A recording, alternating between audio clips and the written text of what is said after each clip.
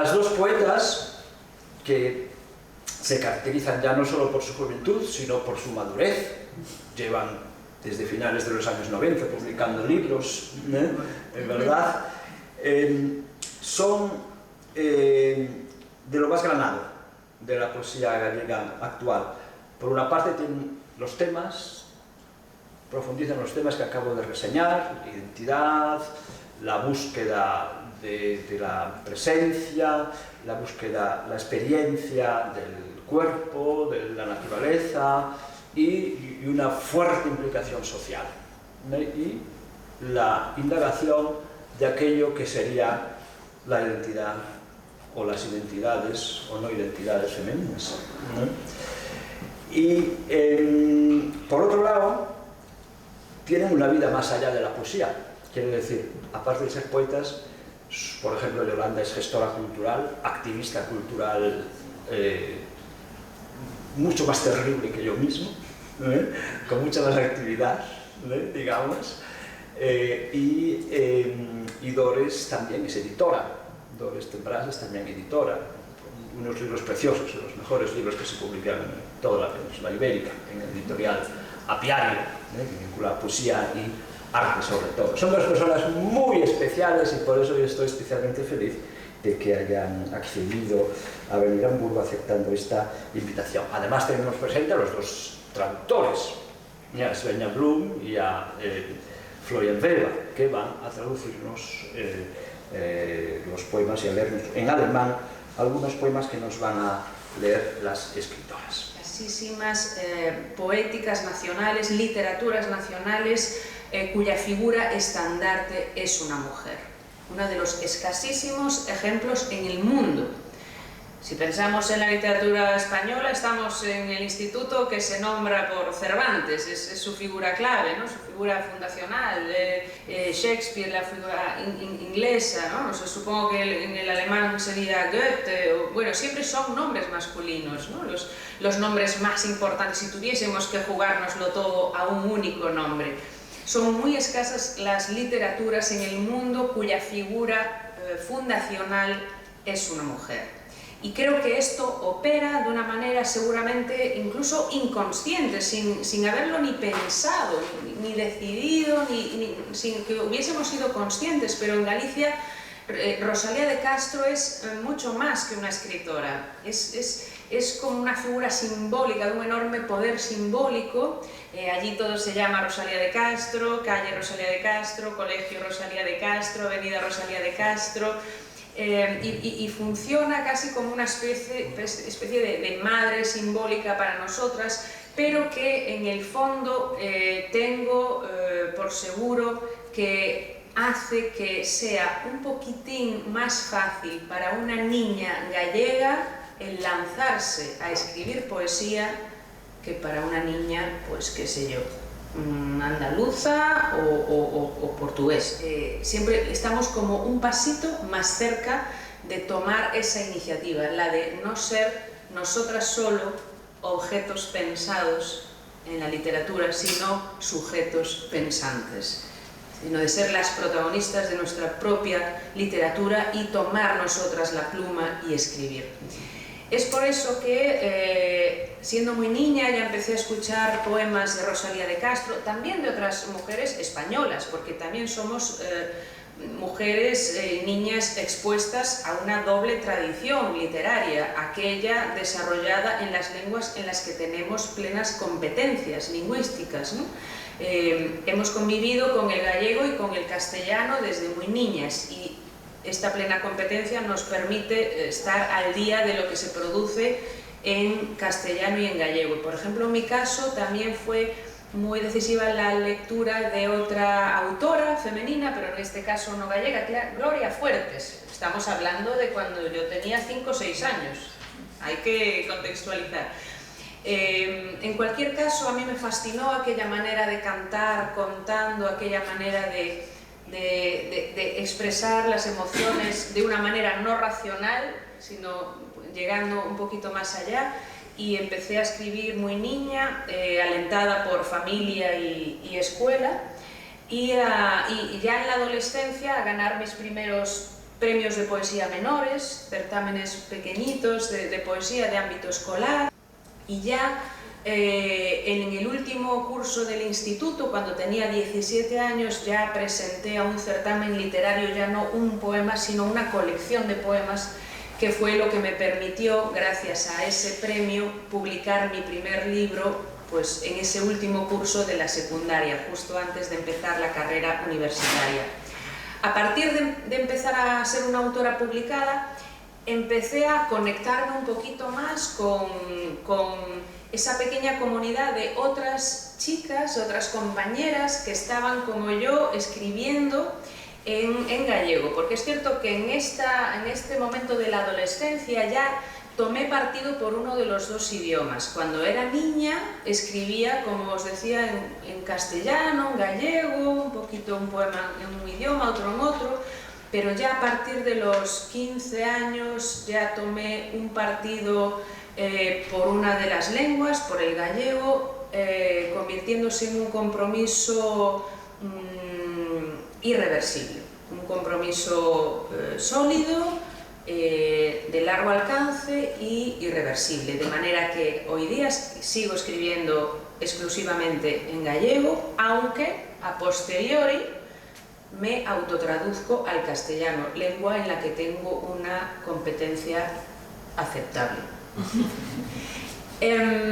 Aún así, como digo, ya incluso un poquito antes de publicar mi primer libro con 17 años, empecé a entrar en contacto con algún que otro nombre que también estaba produciendo poesía en gallego, caso de Emma Couceiro, a la que conocí en el instituto ya en esa época, y después de publicar y empezar a entrar en contacto con pues, grupos, sobre todo vinculados a Santiago de Compostela, aunque yo estaba estudiando en Coruña, empecé a descubrir que no estaba sola, que estaba también cada una en un lugar, pues en las montañas de Lugo, estaba una tal Olga Novo, que era una poeta que escribía también en gallego, que también le parecían interesar algunas temáticas que yo cultivaba.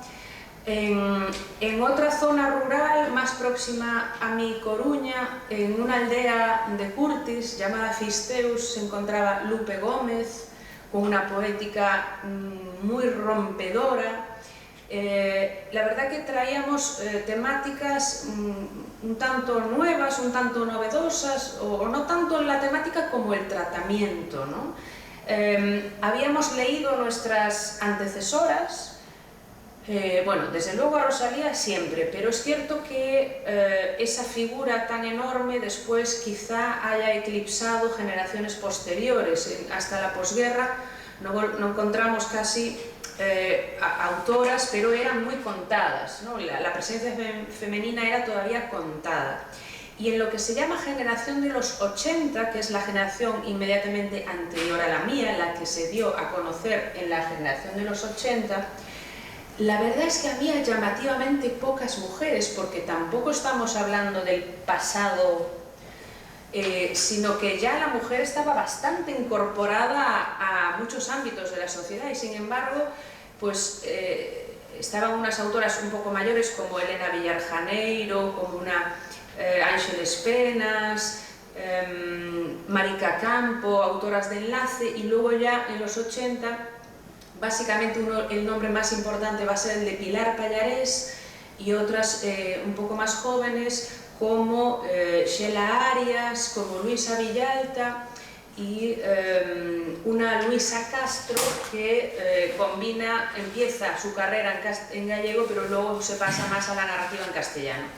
Éramos lectoras de estas autoras, pero traíamos una poesía un poco quizá más rompedora, que buscaba mayor conexión con el lector. Ellas trataban los temas eternos de la poesía, y nosotras también tratábamos el amor, la muerte, el paso del tiempo, el paisaje, pero sí que había una mayor conciencia cívica y un cierto desaliño en lo formal, un aparente desaliño, voy a decir, y buscando una mayor conexión con el lector. En coherencia con esto, si esto se habla de la estética, las actitudes éticas, en coherencia con ello, también buscaban esa conexión con los lectores y buscaban una poesía menos, iba a decir refinada, pero bueno, menos en sus torres de marfil y mucho más a pie de calle, llevar la poesía a donde estaba la gente. ¿Dónde está la gente? En los bares, en los pubs. Pues nuestra idea era llevar la poesía a los bares, a las tabernas, a los pubs, a los centros de enseñanza, a los colegios, a los institutos. Esa era un poco la ética de lo que la crítica empezó a llamar generación de los 90, simplemente porque empezamos a publicar en esa época. Mi primer libro, que decía con 17 años, sale publicado en el 95, y en esa segunda mitad de los 90 aparecen estas voces que mencionaba. Emma Couceiro, Lupe Gómez, Olga Novo, María Lado, Emma Pedreira. Son mujeres que además una de sus mayores aportaciones estilísticas o críticas va a ser que van a tratar el propio cuerpo desde una perspectiva de género. Entonces, por eso decía aquello de que la mujer pasa de objeto pensado en la literatura durante tradición tan larga de discurso literario en manos masculinas. La mujer pasa de objeto pensado a sujeto pensante, con una carnalidad, con una sexualidad ya atravesada por una perspectiva de género.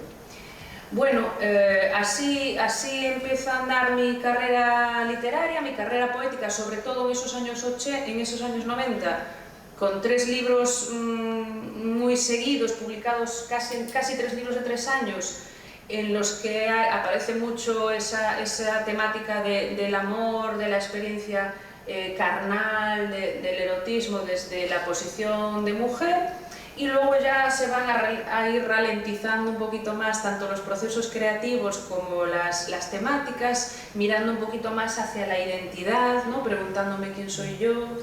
Y es cierto que muchas de mis compañeras de la generación de los 90 vamos a ir individualizando también un poquito más nuestras carreras. Hasta que ya en los principios de los 2000 empiezan a venir unas voces nuevas que trascienden mucho más nuestras poéticas y que van a traer pues, propuestas poéticas enormemente interesantes, como la de mi compañera Doris Tembras.